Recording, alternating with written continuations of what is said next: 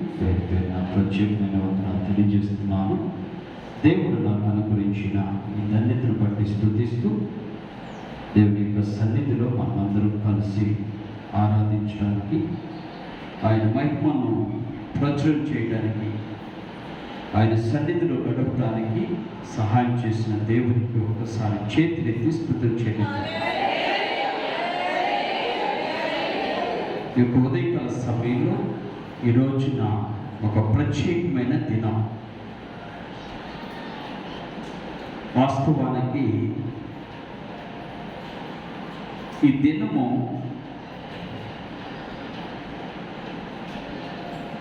కొందరి జీవితాల్లో ఆనందాన్ని అనుగ్రహించిన దినం.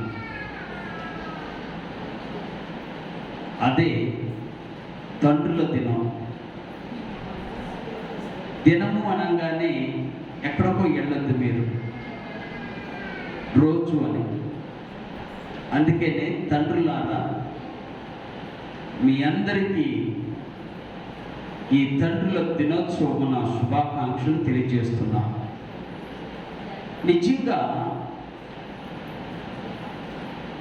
ఈ లోకపు తండ్రి కంటే పరలోకపు తండ్రి మహిమ కలిగిన తండ్రి, ప్రేమ కలిగిన తండ్రి, పరిశుద్ధ తండ్రి, నీతి కలిగిన తండ్రి, న్యాయం కలిగిన తండ్రి, క్షమించగలిగిన తండ్రి, జాలి చూపించగలిగిన తండ్రి, దయ చూపించగలిగిన తండ్రి ఈ లోకంలో యేసయ్య తప్ప మరొకరు లేరు.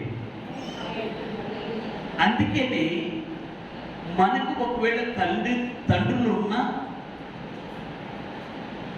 ఒకవేళ నాకులా ఈ లోకపు తండ్రి లేకున్నా, మనందరికీ పరలోక తండ్రి ఉన్నాడు. తెలుస్తున్నాం. ఆ పరలోకపు తండ్రి ప్రేమకు, దయకు, క్షమాపణకు గుర్తుగా ఉన్న ఒక దృష్టాంతాన్ని మీ మధ్యకు తీసుకురావాలని ఆశపడుతున్నా. మరొకసారి చెప్తున్నా, ఆ పరలోకపు తండ్రికి ఎలాంటి ప్రేమ అయితే ఉందో, ఆ ప్రేమకి, ఆ జాలికి, ఆ కరుణకు, ఆ క్షమాపణకు దృష్టాంతమైనటువంటి ఒక కథను, దృష్టాంతాన్ని, ఒక ఉదాహరణను బైబిల్ నుంచి మనం తీసుకొని కొన్ని మాటలు నేర్చుకోవడానికి ప్రయత్నం చేద్దాం ఈ రోజున. అందుకని ఈ పరిశుద్ధ గ్రంథాన్ని లూకా సువార్త 15వ అధ్యాయము, లూకా సువార్త 15వ అధ్యాయములో కొన్ని విషయాలు మన యొక్క ఉదయకాల సమయంలో ధ్యానం చేసుకుందాం. లూకా సువార్త 15వ అధ్యాయము మొదటి మాటగా 12వ వచనం చదువుతున్నాను. 11, 12 వచనాలు కూడా కలిపితే మీకు ఇంకా అర్థమవుతుంది. మరియు ఆయన ఇట్లనెను, ఒక మనుషునికి 2 కుమారులుండ్రి. వారిలో చిన్నవాడు తండ్రి ఆస్తిలో నాకొచ్చు భాగం ఇమ్మని తన తండ్రిని అడగగా, అతడు వారు తన ఆస్తిని పంచిపెట్టింది. దేవుని స్తోత్రం. మొదటి మాటగా ఇక్కడ మీరు జాగ్రత్తగా ఆలోచన చేస్తే, ఒక తండ్రి కట్ట 2 కుమారులు ఉన్నారట. 2 కుమారులు మంచిగా ఎదిగిన వారు, తండ్రి దగ్గరే ఉన్నవారు, తండ్రి దగ్గరే పెరిగిన వారు, తండ్రి దగ్గరే జీవితాన్ని గడిపిన వారు, తండ్రితో కలిసి పనిచేసిన వారు, తండ్రితో కలిసి ఆ వారి జీవితాల్లో తండ్రి ప్రేమను పొందుకున్నవారు. కానీ సమయం వచ్చింది, తండ్రి దగ్గరికి వెళ్ళి చిన్న కుమారుడు అన్నాడట, నాన్న, నీ ఆస్తిలో నా భాగం ఉంది కదా, నా భాగాన్ని నాకు ఇచ్చేయి అన్నాడట. ఈ తండ్రి ఎలాంటి ప్రేమ చూపించాడో అని ఒక మాట చెప్పాలంటే, ఆయన తన ఆస్తిని పంచిపెట్టిన ప్రేమ చూపించాడు. పంచిపెట్టిన ప్రేమ అది. ఏ ప్రేమ? ఎవరికుంది ప్రేమ? తండ్రికి ఉంది. అందుకని మీకు అప్పుడప్పుడు చెబుతాను, బిడ్డలారా, మీ తండ్రిని ఏ మాత్రము దూషించవద్దు, మీ తల్లిని దూషించవద్దు. ఎందుకో చెప్పనా? వారి దీవెనలో ఈరోజు కాకపోయినా రేపటి దినాన్ని బిడ్డలు అనుభవిస్తారు. ఎందుకు అంటే తండ్రి ప్రేమ పంచిపెట్టే ప్రేమ. తండ్రి ప్రేమ ఎలాంటి ప్రేమ? పంచిపెట్టే ప్రేమ. ఈ రోజున ఒకవేళ నా జీవితంలో నాకు తండ్రి లేదని భావిస్తున్నా, నా పరలోకపు తండ్రి తన ప్రేమను నాకు పంచిపెట్టాడు. తెలుస్తుంది ఎంత పంచిపెట్టాడు అంటే ఊహించలేనంత అంత ప్రేమను చూపించాడు. ఊహించలేని ప్రేమే కాదు, ఇది ఊహకందని ప్రేమను చూపించాడు. ఆ ప్రేమతో నన్ను ఆయన దగ్గరగా చేసుకొని, ఆ ప్రేమతో ఆయన నన్ను రక్షణలోకి నడిపించి, ఆ ప్రేమతో ఆయన సన్నిధిలో నేను నిలబడటానికి సహాయం చేశాడు. అందుకని యేసయ్య ప్రేమ దాచుకునే ప్రేమ కాదు, ఆయన ప్రేమ పంచిపెట్టే ప్రేమ. తెలుస్తుందా? జాగ్రత్తగా మీరు ఆలోచన చేస్తే అడిగింది ఎవరయ్యా అంటే చిన్న కొడుకు. కానీ ఇద్దరికి కలిపి కూడా, ఇద్దరిని దృష్టిలో పెట్టుకొని కూడా తండ్రి సమానంగా పంచాడు. జాగ్రత్తగా ఆలోచించాడు. ఎలా పంచాడు? అర్థమవుతుందా మీకు? ఎలా పంచాడు? తండ్రి ప్రేమ అంటే సమానంగా పంచింది. తండ్రి ప్రేమ ఎలా పెంచాలి అంటే మళ్ళీ ఇక్కడ మీరు జాగ్రత్తగా ఆలోచించండి. అయ్యా, కొడుకేమో కట్నం తెచ్చాడు, కూతురికేమో కట్నం ఇచ్చాము, ఇప్పుడు కూతురికి కూడా పంచాలని మీరు భయపడుతున్నారేమో. అర్థమవుతుందా? అది కాదు, దేవుడు ప్రేమ పంచే ప్రేమ అని చెప్తున్నాను. నీ తండ్రిగా, నువ్వు తండ్రిగా నీ లోకంలో నువ్వు జీవిస్తున్నప్పుడు నీ ప్రేమను ఇద్దరికి సమానంగా, ఇద్దరు కుమార్తెలున్నా ఇద్దరు కొడుకులున్నా వారికి నీ ఆస్తి పంచకపోయినా నాకు పర్వాలేదు, కానీ నీ ప్రేమను పంచకుండా ఉండొద్దు అని చెప్తున్నా. ఏం పంచకుండా? ప్రేమను పంచకుండా ఉండొద్దు. నీ ప్రేమ ఇద్దరికి సమానంగా పంచడం నేర్చుకో, ఇద్దరికి సమానంగా ఉంచడం నేర్చుకో, ఇద్దరికి సమానంగా పెడతాం నేర్చుకో. ఎందుకంటే దేవుని వాక్యం సెలవిస్తుంది, మనుషుడా నువ్వు ఏమి విత్తుతావో. అర్థమవుతుందా? చాలా మందిని చూశాను. అర్థమవుతుందా? ఎంతమందిని చూశానంటే నా దగ్గరకు వచ్చిన గొడవలే చాలా ఉన్నాయి. అన్నా, మా అమ్మ మా నాన్న నన్ను సరిగ్గా చూడలేదన్నా అన్నవారు ఉన్నారు. నాకు అసలు ఏమి ఇవ్వట్లేదన్నా, నాకు అన్నీ వాడికే ఇస్తారు, వాడికే పంచుతారు, వాడికే పెడతారు, వాడికే తెస్తారు, వాడికే వాడికే వాడికే. వీడికి మాత్రం మనసులో ఏం పెరుగుతుంది? ద్వేషం పెరుగుతుంది, తమ్ముడి మీద, అన్న మీద. వీడికి మనసులో ద్వేషంతో పాటు పగ పెరిగిపోతుంది. మనం చూసాం కదా, ఏబేలు కయ్యూలు చేసిన పాపం ఏమిటంటారు? ఏబేలు కయ్యూలు చేసిన దోషం ఏమంటారు? కానీ ఆ ఇద్దరిలో ఉన్నటువంటి భేదం ఏంటంటే, ఒకరు దేవుణ్ణి ప్రేమించేవారుగా ఉన్నారు, ఒకరు దేశాన్ని ప్రేమించేవారుగా. అంటే మన భాషలో చెప్పాలంటే తన శరీరాన్ని, తనకున్న దాన్ని ప్రేమించేవారుగా కనపడుతున్నారు. అందుకని ప్రేమ పంచే ప్రేమగా ఉంటే, ప్రభువు చూసినటువంటి వాడిగా ఉండి, ప్రభువు చేసినటువంటి వాడిగా ఉండి, ప్రభువే తన కార్యాల ద్వారా, మీరు చేస్తున్నటువంటి పనుల ద్వారా ప్రభువే మహిమ పొందుతాడు. ప్రభు నమ్ముకున్నావు కదా, నీకు సమానమైన ప్రేమ లేకపోతే నువ్వెంత వ్యర్థుడవో అని అంటారా? ప్రభు నమ్ముకున్నావు కదా, ఎందుకు నీకు ఇలాంటి దౌర్భాగ్యపు ఆలోచన వచ్చింది?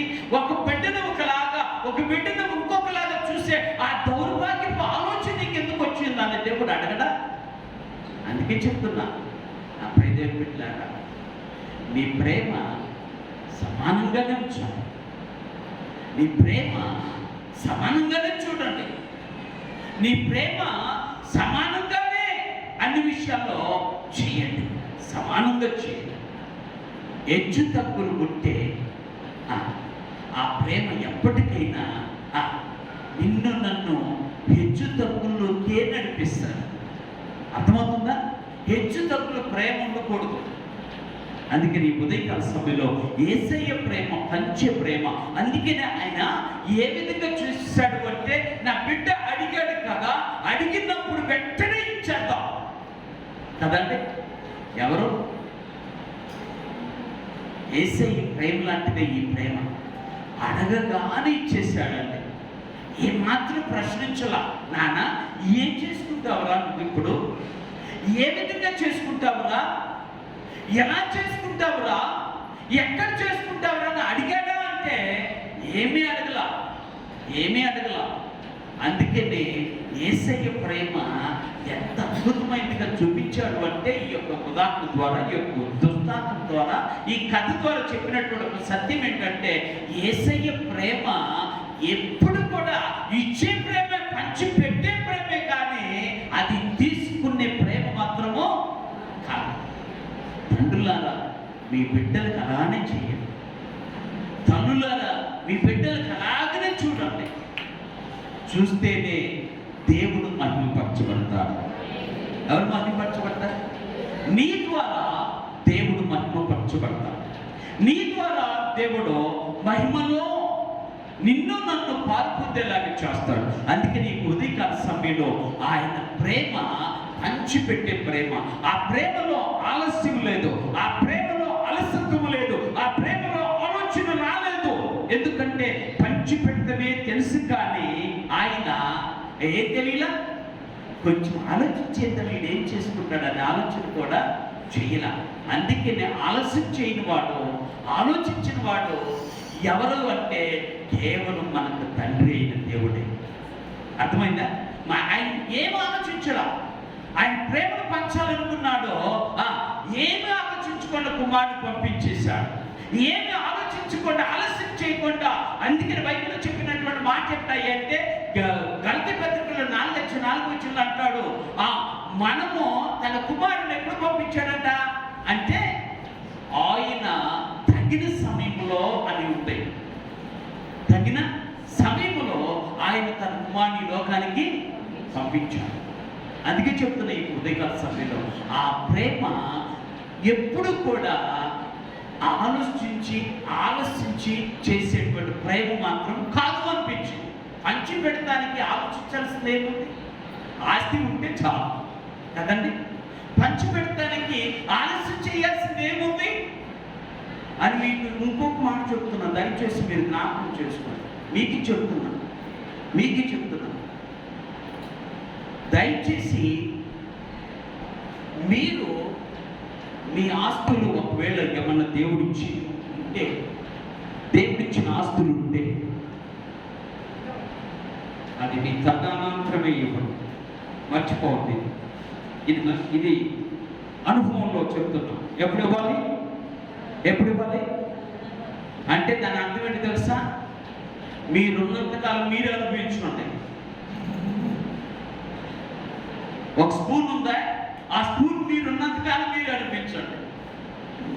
ఎందుకు చెప్పనా? చాలా మంది ఆస్తులు రాయించుకొని తల్లిదండ్రుల అనాథల ఆశ్రమంలో పెట్టిన వారు దౌర్భాగ్యపు దేశంలో ఉంటున్నాం. దౌర్భాగ్యపు మనుషుల మధ్య బ్రతుకుతున్నాం. అది ఎందుకు మీకు కావాలి?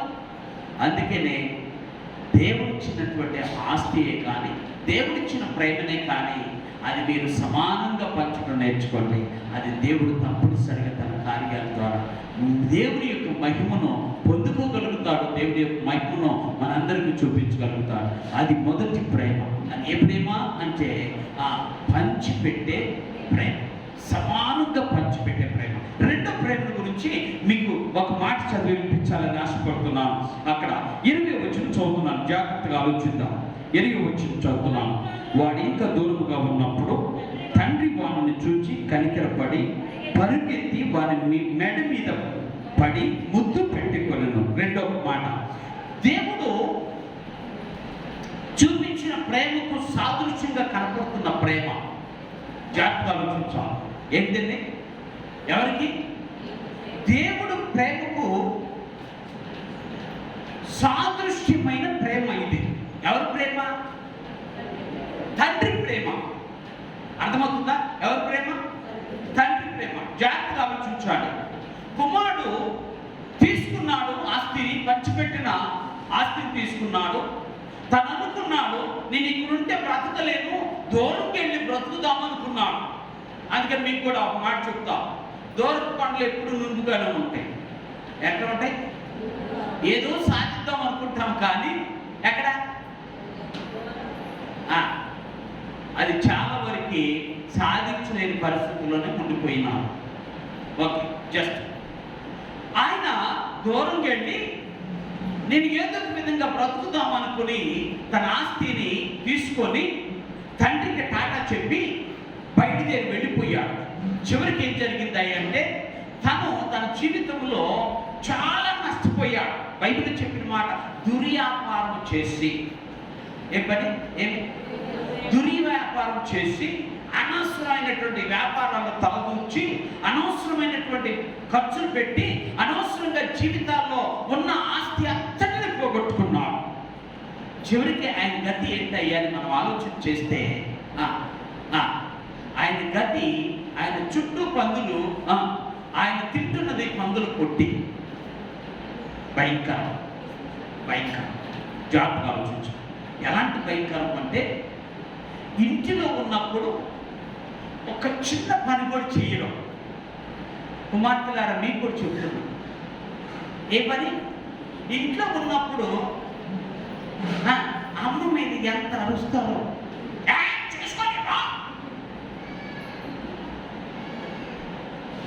అమ్మ అసలు నేను రాకపోతే నువ్వు అట్ట చేసుకుంటా, అట్ట చేసుకో కదా, అవును కదా.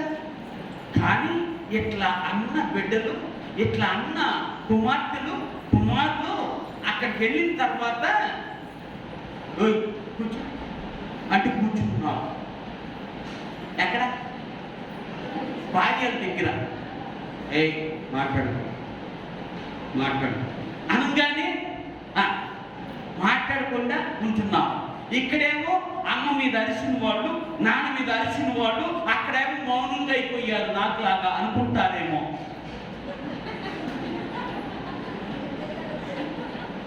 అవుతున్నారు ఈ లోకంలో చూస్తున్నాం. ఇక్కడ ఏ పని చేయనటువంటి ఆ కుమార్తె అత్తగారి ఇంటికి వెళ్ళిన తర్వాత కనీసం చెమట కూడా తుడుచుకోలేని పరిస్థితుల్లో పనులు చేస్తూనే బ్రతికేస్తుంది. అందుకే చెప్తున్నా, దేవుని బిడ్డలమైన మనము అర్థం చేసుకోవాల్సినటువంటి మాట ఏంటంటే, ఆయన ఆ విధంగా ఆస్తి అంతా పాడు చేసుకొని దేవుని దగ్గర, అంటే తండ్రి దగ్గరికి తిరిగి రావాలని ఆశపడ్డాడు.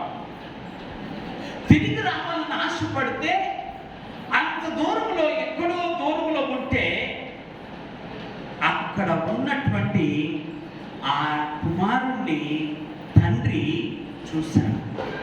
ఎందుకు ఈ విషయం చెప్తున్నాను చెప్పనా? తండ్రి అట, నా కొడుకు ఏదో ఒక రోజు వస్తాడు, నా కొడుకు తప్పనిసరిగా నన్ను కలుస్తాడు, నా కొడుకు తప్పనిసరిగా నాతో ఉంటాడు, ఇకైనా సరే ఎప్పుడైనా సరే వస్తాడు అని తండ్రి అట ఎదురు చూశాడట. తండ్రి ప్రేమ ఎదురు చూసే ప్రేమ. అమ్మ చెప్తాం, ఏ ప్రేమ? ఈ రోజన్నా వస్తాడు, రేపన్నా వస్తాడు, ఎల్లుండన్నా వస్తాడు, ఇంకా కొంచెప్పటికైనా నా కుమారుడు తిరిగి వస్తాడని మీరు జాగ్రత్తగా ఆలోచించండి. ఎందుకు ఈ మాట చెప్తున్నానంటే, కుమారుడు వస్తున్నాడనే సంగతి తండ్రికి తెలుసా? ఒకవేళ తెలిస్తే గుమ్మం దగ్గర నిలబడి చూస్తూ ఉంటాడు. కానీ వాస్తవానికి ఈ మాట మీరు కనుక అర్థం చేసుకుంటే, ఆయన గుమ్మం దగ్గర నిలబడి చూడలే. ఎక్కడ నిలబడి చూస్తున్నాడు? ఆయన ఇంటి బయటకు వచ్చి రోడ్డు మీద ఉండి చూస్తున్నాడు. నా కొడుకు వస్తాడేమో ఇయ్యాలన్నా, వాళ్ళన్నా నా కొడుకుని కలుసుకుంటానేమో, ఈ రోజన్నా నా కొడుకు నాకు కనపడతాడేమోనని ఎదురెదురు చూస్తున్నాడు. ఎంతకంటే నిజమైన ప్రేమ ఎక్కడ మీకు దొరకదు, నాకు దొరకదు. అది కేవలం ఎవరి దగ్గర ఉందంటే యేసయ్య దగ్గరే ఉంది ఆ ప్రేమ. ఏ ప్రేమ? అది ఎదురు చూసే ప్రేమ. ఈ రోజు కన్నా నా కొడుకు నా దగ్గరకు వస్తాడు, ఇప్పుడన్నా నా కొడుకు నా కోసం వస్తాడు, ఇప్పుడన్నా నా దగ్గరకు వస్తాడు, ఇప్పుడన్నా నాతో ఉంటాడు, ఇప్పుడు ఇప్పుడు ఇప్పుడు అని తండ్రి ఎదురు చూస్తూనే ఉన్నాడు, ఎదురు చూస్తూనే ఉన్నాడు. ఈ లోకంలో ఎవరికి ఉంది? ఏ తండ్రికి ఉంది అలాంటి ప్రేమ? కానీ యేసయ్యకు మాత్రం తప్పనిసరిగా ఉంది ఆ ప్రేమ. ఎదురు చూస్తున్నాడు. ఈ రోజన్నా వస్తావేమో, ఈ రోజన్నా వస్తావేమో, ఈ రోజన్నా నాతో ఉంటావేమో, ఈ రోజన్నా నా సన్నిధిలో గడుపుతావేమో, ఈ రోజన్నా దేవుణ్ణి నన్ను ఆరాధిస్తావేమోనని ఆశతో ఎదురు చూస్తున్నాడు పరలోకపు తండ్రి అని దేవుడు తెలుస్తుంది. అందుకని ఎదురు చూసే ప్రేమకు ఏ ఎత్తుగడలు ఉండవండి. ఏముంటది? ఎదురు చూసే ప్రేమకి ఏముంటుందో? ఎత్తుగడలు ఉండవు. వాడు వస్తాడా, వస్తే ఏం చేస్తాడు అని ఆలోచన ఉండదు. అందుకని ఉదయకాల సమయంలో నా ప్రేమ దేవుని పెట్టారా, దేవుని శాశ్వతమైన ప్రేమకు ఒకే ఒక్క నిదర్శనం ఏమిటంటే నువ్వు వస్తావని చూస్తాడు, నువ్వు వస్తావని ఎదురు చూస్తూ ఉంటాడు, ఎదురు చూస్తూ ఉంటాడు. ఏ రోజునైనా, ఏ టైంలోనైనా, ఏ సమయంలోనైనా నా కొడుకు తిరిగి వస్తాడని. ఎక్కడున్నాడైనా? ఇంట్లో వేచుంటులా రహదారులు నిలబడి చూస్తున్నాడు. ఎంత ప్రేమ చూసారా? ఎంత ప్రేమ యేసయ్య ప్రేమ. అందుకే చెప్తున్నా ఈ ఉదయకాల సమయంలో ఆయన ఎదురు చూసిన ప్రేమగా కనిపిస్తుంది. ఎదురు చూస్తూ ఉన్నాడు. ఎందుకు అంటే ఆ కుమారుడికి దూరం, తండ్రికి దూరం అయ్యాడు అని తెలిసి కూడా, వ్యక్తమైన జీవితాన్ని జీవించాడు వాడు అని తెలిసి కూడా ఆయన ఇంకా కూడా తన కుమారుని పట్ల ప్రేమ ఏమాత్రం కూడా తగ్గిపోలేదు, ఏమాత్రం తగ్గిపోలేదు. ఇంత జరిగినా కూడా తండ్రి ఎదురు చూస్తూనే ఉన్నాడు. తండ్రి మాత్రం ఎదురు చూస్తూనే ఉన్నాడు, లేచి చూస్తూనే ఉన్నాడు. ఎలాగూ అంటే మన భాష చెప్పాలంటే ఎవరన్నా చిన్న సౌండ్ వస్తే మనమైతే ఏమొస్తారని చూస్తాం. చిన్న సౌండ్ వస్తే దొంగ వచ్చాడేమని చూస్తాం. కానీ ఆ తండ్రి ఏమనుకుంటున్నాడు తెలుసా?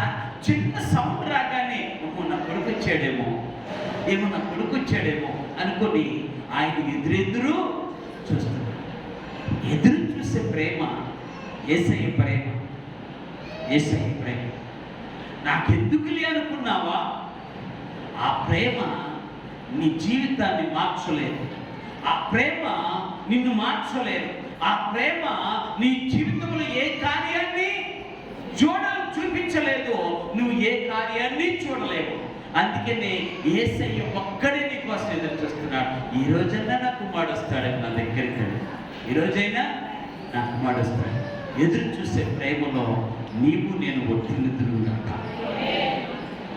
ఆయన ఎదురు చూస్తున్నప్పుడే, అర్థమవుతుందా?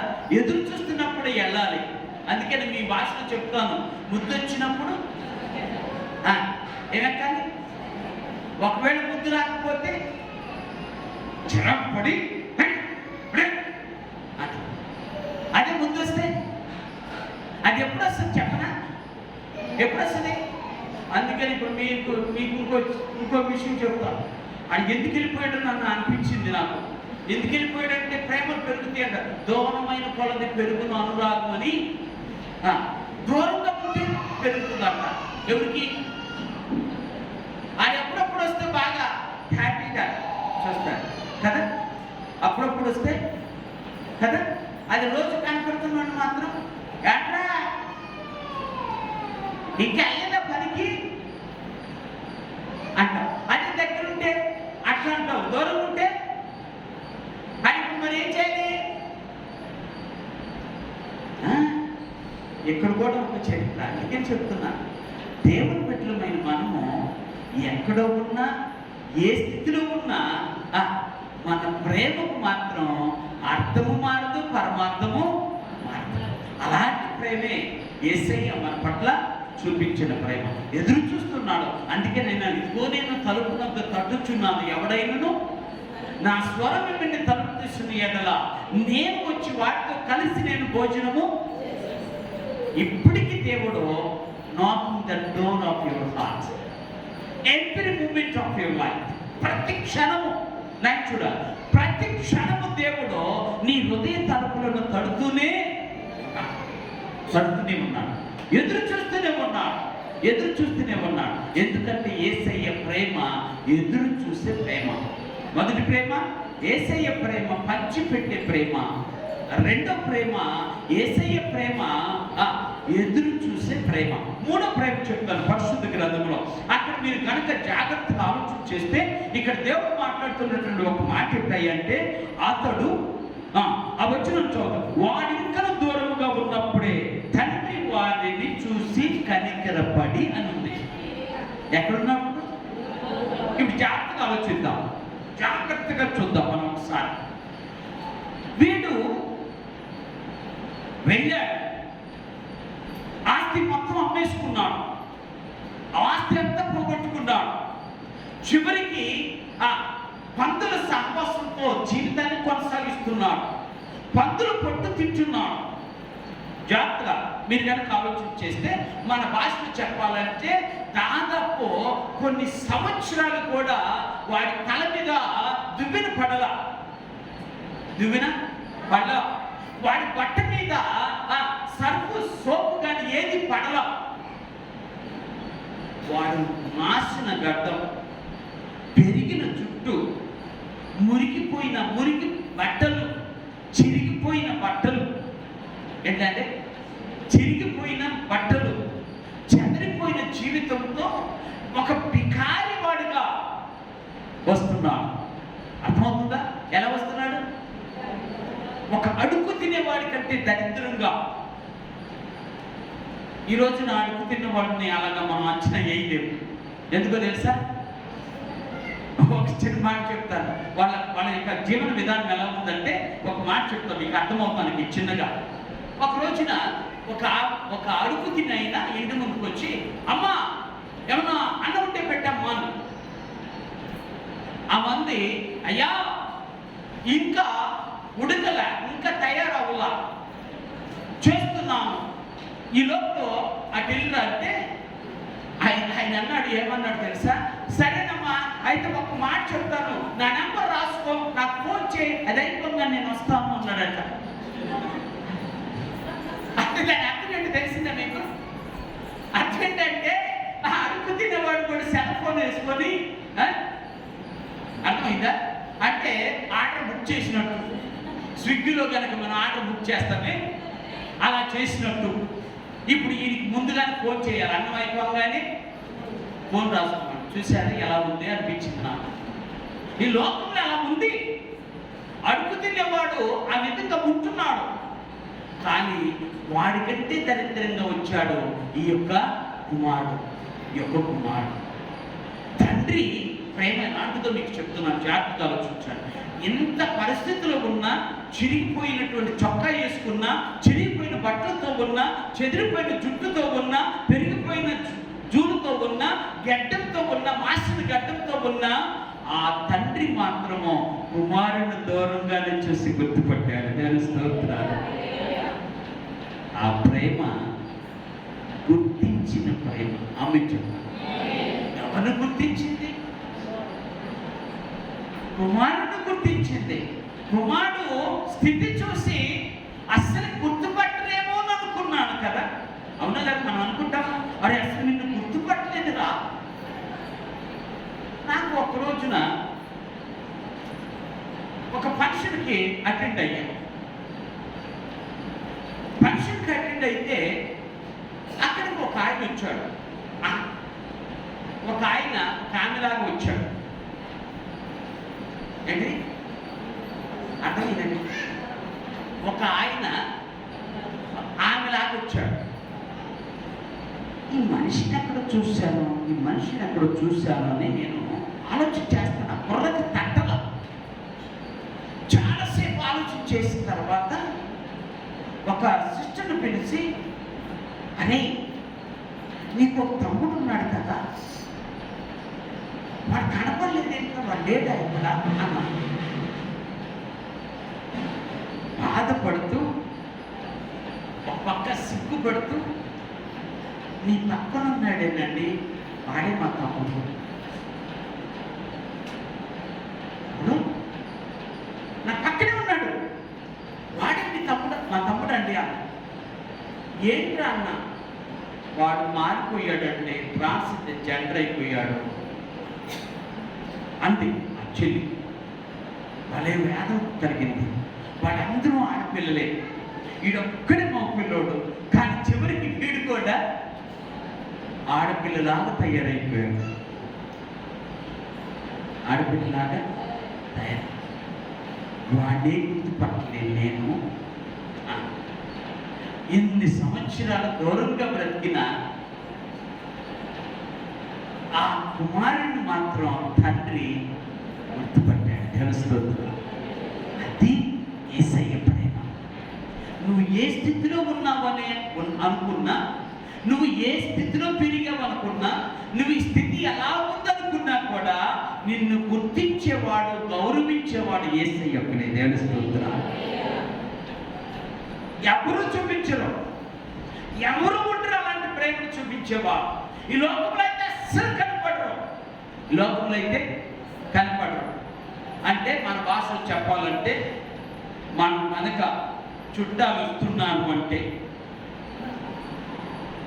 వాళ్ళు పాపం ఇటు నుంచి వస్తూ ఉంటారు.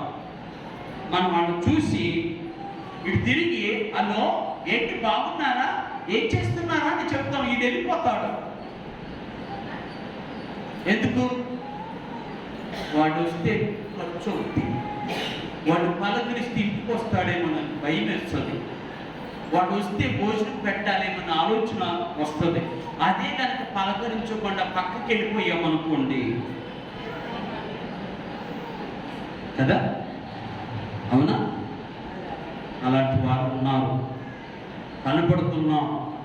ఇక్కడ కాదులేండి, మా ఊళ్ళో. ఓకే, ఎక్కడ? అందుకే చెప్తున్నాను, ఉదయకాల సమయంలో అంత స్థితిలో ఉన్నా కూడా, అంత దేవ స్థితిలో ఉన్నా తండ్రి మాత్రము తన కుమారుడిని గుర్తుపట్టాడు. ఎందుకు ఈ విషయం చెప్తున్నానంటే, ఎవరు గుర్తుపట్టరు. ఎందుకంటే ఆయనను పుట్టినది మొదలుకొని నీవు నేను చనిపోయే వరకు కూడా మనం ఏ స్థితిలో ఉన్నా కూడా ఆయన కనపడుతున్న వాడు ఎవడు అంటే, ఆనాడు హిజ్కియాయే, ఈనాడు హిజ్కియాయే. తెలుస్తుంది. అంత ప్రేమ చూపించేవాడు, అంత ప్రేమ చూపించాడు, గుర్తించాడు. ఎవరిని? తన కుమారుడిని. ఎక్కడ దగ్గరకు వచ్చిన తర్వాత తండ్రి చూసి గుర్తించలా, జాగ్రత్తలు చూచాడు. దూరంగా చూసే తన కుమారుడిని గుర్తించాడు. ఎవరికుంది ఆ ప్రేమ? అందుకనే తండ్రి ప్రేమ గుర్తించే ప్రేమ, గుర్తించే ప్రేమ. ఎందుకు అంటే గుర్తు పెట్టుకునే ప్రేమ. అప్పుడప్పుడు నేను కూడా ఏదన్నా ఏమంటారు, గ్రూప్ కూడికలకి, ఆదరణ కూడికి వెళ్ళినప్పుడు చెప్తాం, లేదా జ్ఞాపకార్థ కూడిక అంటారు కదా, దానికి వెళ్ళినప్పుడు చెప్తాం, అమ్మా మీ తల్లి లేదా మీ చెల్లి లేదా మీ బంధువు, మీ వాళ్ళు ఎవరైనా చనిపోయారని మీరు అనుకుంటున్నారు, వాళ్ళు చనిపోవాలా? అసలు చనిపోవటం అంటే అర్థం తెలుసా? చనిపోవటం అంటే మర్చిపోవటం అని అర్థం. చనిపోవటం అంటే ఏంటి?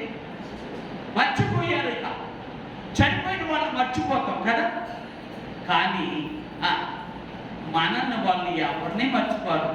గుర్తున్నంత కాలం వారు చనిపోరు, గుర్తు ఉన్నంత కాలం వాళ్ళు చనిపోరు. గుర్తు పెట్టుకునే దేవుడు కూడా అదే మాట్లాడుతున్నాడు. నువ్వు ఎంత కాలమైనా సరే నిన్ను మర్చిపోవటానికి నేను మనిషిని కాదు, నేను దేవుడిని అన్నాడు. తెలుస్తుందా? నేను గుర్తు పెట్టుకుంటా, నేను గుర్తించుకుంటా, నేను గుర్తుపడతాను కూడా, ఏమాత్రం సందేహించును. ఎందుకంటే నీకు చూపించాల్సిన ప్రేమ అది నా దగ్గరే ఉంది, చూపిస్తాను. అది నా దగ్గరే ఉంది, అదే చూపిస్తానని గుర్తుపట్టాడు. ఎక్కడ? దూరంగా ఉన్నప్పుడే గుర్తుపట్టాడు. జాగ్రత్తగా ఆలోచించాడు. స్థితి మారినా కూడా ఆయన ప్రేమ మాత్రము మారలేదు. అందుకనే ఇక్కడ నేను రాసుకున్న రాసుకున్న ఈ టైటిల్ పేరేంటయ్యంటే, ఈ మెసేజ్ టైటిల్ ఏం పెట్టుకున్నా అంటే, తండ్రి ప్రేమ తరగని ప్రేమ. ఏ ప్రేమ? వీడంతా నా జీవితాన్ని పాడు చేసేసాడు, నా ఆస్తిని దొబ్బేసేసాడు, నన్ను తీసుకెళ్ళేసేసాడు, నా ఆస్తిని తీసుకెళ్ళాడు, ఇష్టం వచ్చినట్టు ఖర్చు పెట్టుకొని జీవితాన్ని పాడు చేసుకొని నా దగ్గరకు వచ్చి నీకు నాకు అవసరం లేదు. ఈ మాట మనం ఎట్లా?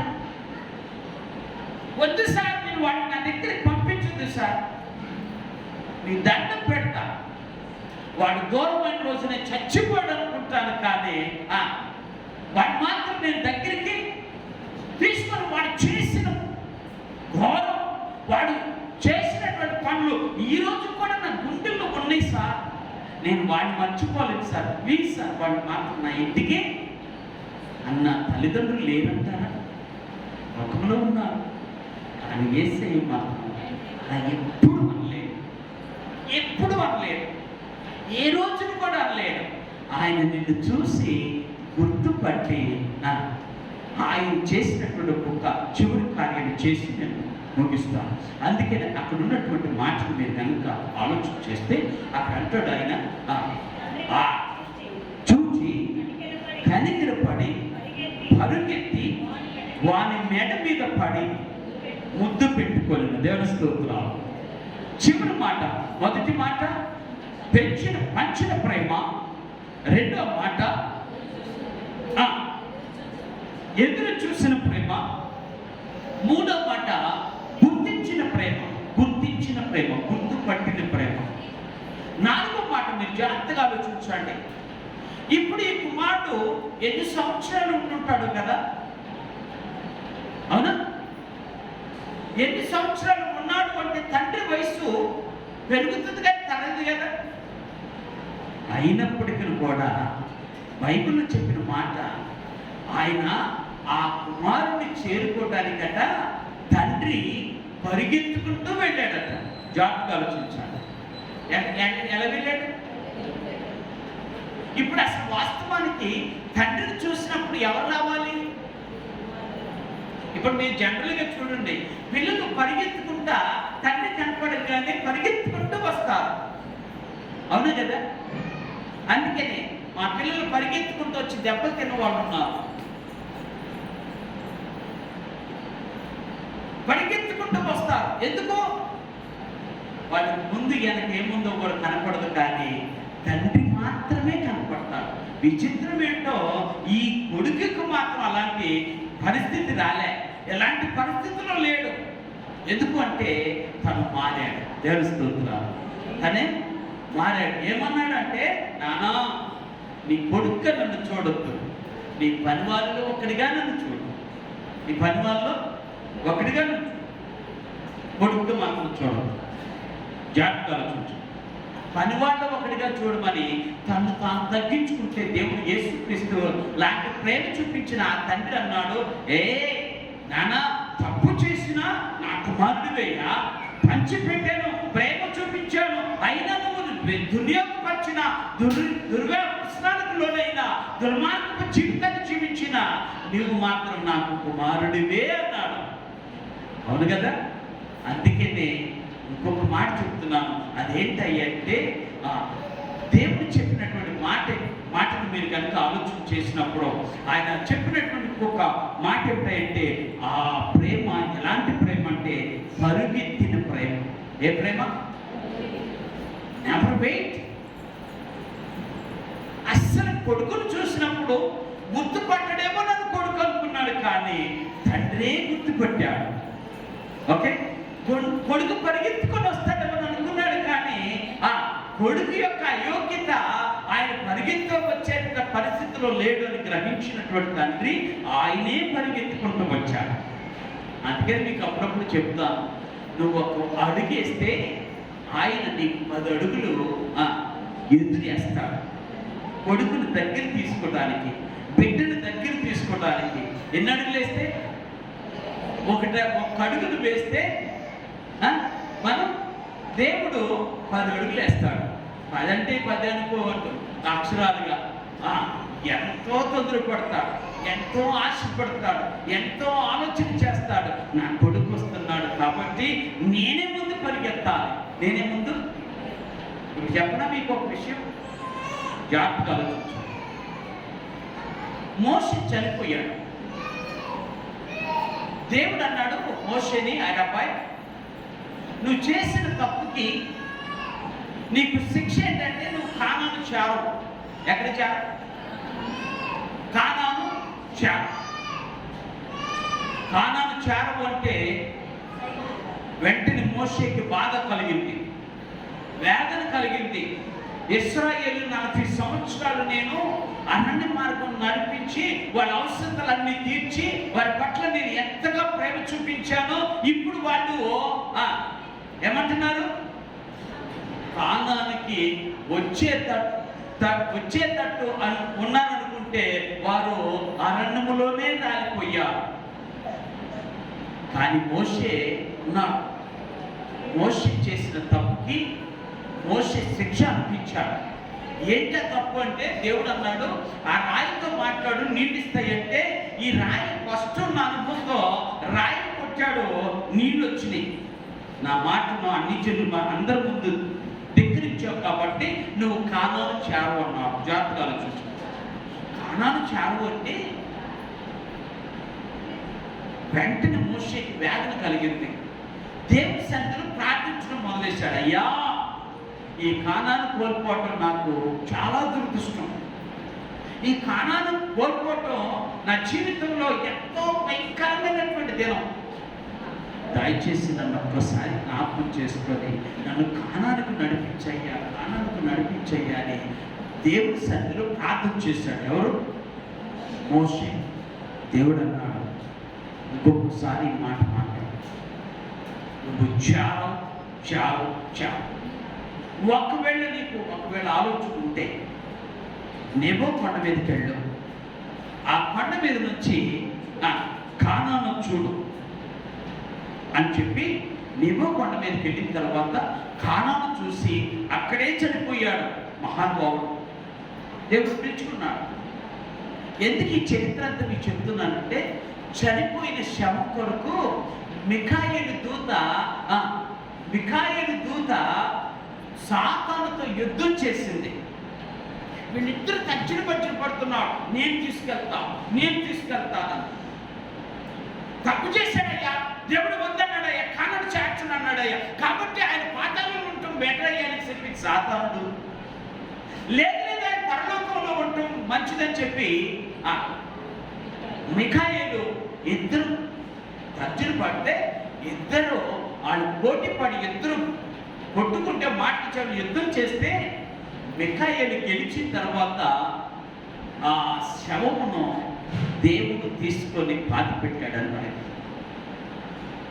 ఎందుకు ఈ విషయం చెప్తున్నానంటే జాగ్రత్తగా ఆలోచించాను. ఎందుకు ఈ విషయం చెప్తున్నానంటే పోటీ పడ్డారు. ఎవరు అంటే నేను ఎందుకు ఈ మాట చెప్తున్నా అంటే మన ప్రేమకు బిడ్డలు పోటీ పడాలి. ఏం పడాలి? పోరాటం పడకూడదు, పోరాటం చేయకూడదు. ఏం పడాలి? నాకు కావాలి, నా తండ్రి నాకు కావాలని ఇద్దరు పోటీ పడి అప్పుడు చెప్తాడు తండ్రి, ఏం పర్వాలేదు నాన్న, 6 నెలలు నీ దగ్గర ఉంటాను, 6 నెలలు అక్క దగ్గర ఉంటాను. మరి తప్పదు కదా. అందుకని మా ఆవిడకి ఏం చెప్పానంటే, అమ్మాయి నేను 6 నెలలు పెద్దమ్మాయి దగ్గర ఉన్నప్పుడు 6 నెలలు నువ్వు చిన్నమ్మాయి దగ్గర ఉంటావు. మరి ఇద్దరు కావాలంటే ఒకే చోట ఉన్నాం కదా. వాళ్ళిద్దరు ఎక్కడెక్కడో ఉంటారు, ఒక ఇంట్లో ఉండరు కదా. ఉంటారు కాబట్టి మరి అదే పని. ఎందుకు విషయం చెప్తున్నంటే పోటీ పడే ప్రేమ బిడ్డలకు చూపించడమ్మా. తల్లి బిడ్డలకు చూపించాలి. బిడ్డలు పోటీ పడాలి. మీ ప్రేమను చూసి బిడ్డలు మీ ప్రేమను చూసి పోటీ పడాలి. నాకు కావాలి నాన్న, నాకు కావాలి నువ్వు అన్నట్టుగా ఉంటారు.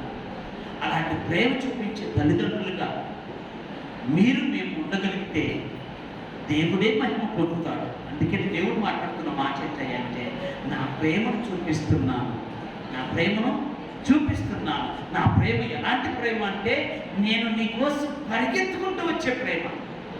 నువ్వు నడుస్తున్నా కూడా, నువ్వు జాగు చేస్తున్నా కూడా, నువ్వు ఆలస్యం చేస్తున్నా కూడా, నేనైతే నీ కోసం పరిగెత్తుకుంటూ వస్తున్నాను.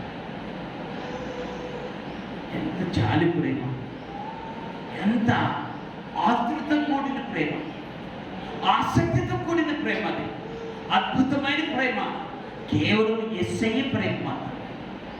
ఈ ప్రేమను దూరం చేసుకోవాలి, ఈ ప్రేమను దూరం చేసుకోవాలి.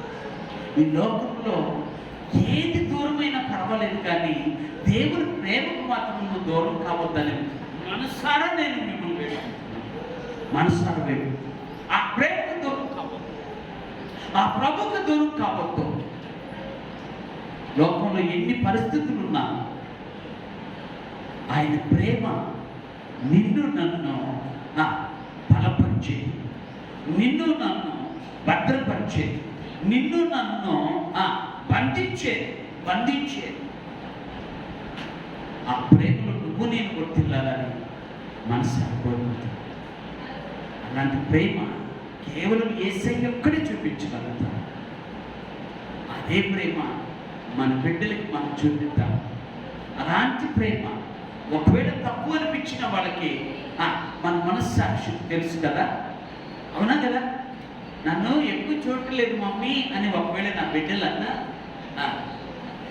వాళ్ళే ఎక్కువ చూస్తున్నామని ఒకవేళ పెద్ద కూతురు చిన్న కూతురు అన్నా, ఎవరన్నా కూడా నా భార్యకి నేను చెప్తాను, నా మనస్సు నా దేవుడికి బాగా తెలుసు, నేను ఎలాంటి ప్రేమతో ప్రేమిస్తున్నాను, ఎలాంటి ప్రేమతో నా బిడ్డలను చూస్తున్నాను నాకు మీకు అర్థం కాదు, కానీ నా దేవుడికి బాగా అర్థమవుతుంది. ఆయన ముందే సాక్షిగా, ఆయనే నా సాక్షిగా ఆయన సన్నిధిలో ఉంటాను అని చెప్తున్నాను. ఈ ఉదయకాల సమయంలో అలాంటి ప్రేమను చూపించడం నేర్చుకోండి బిడ్డల పట్ల. అలాంటి ప్రేమ చూపిస్తే ఒక దినాన కఠినాత్ముడు కూడా, ఎలాంటి వాడు కఠినాత్ముడు కూడా, నాకు వద్దు మమ్మీ, నువ్వు నాకు అవసరం లేదు, నువ్వు నా ఇంట్లో ఉన్నావు అనుకోడు. ఒక రోజున వాడే వచ్చి నిన్ను, అమ్మా ఎక్కడున్నావు, ఎలా ఉన్నావు అని అడుగుతాడు, నిన్ను దగ్గర చేర్చుకుంటాడు, నిన్ను ప్రేమిస్తాడు, నీ కొరకు ఏదైనా చేస్తాడు.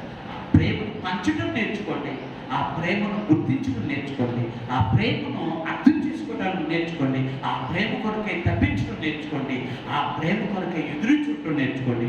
ఆ ప్రేమ మనల్ని బంధించి తన మహిమలో మనల్ని వాడుకోను కాక. చిన్న ప్రార్థన చేసుకున్న పరిశుద్ధుడు వెంట తండ్రిని స్తుతిస్తున్నాను. నాతో మాట్లాడిన శ్రేష్టమైన మాటలు బట్టి స్తుతిస్తున్నాను. నీ ప్రేమకు సాటి అయిన ప్రేమ ఈ లోకములో ఎక్కడా కనపడదయ్యా. నీ ప్రేమకు నిజమైన అర్థం ఉన్నవే యేసుక్రీస్తు. తండ్రి అయిన దేవా, నీకే స్తుతులు చెల్లిస్తుంది.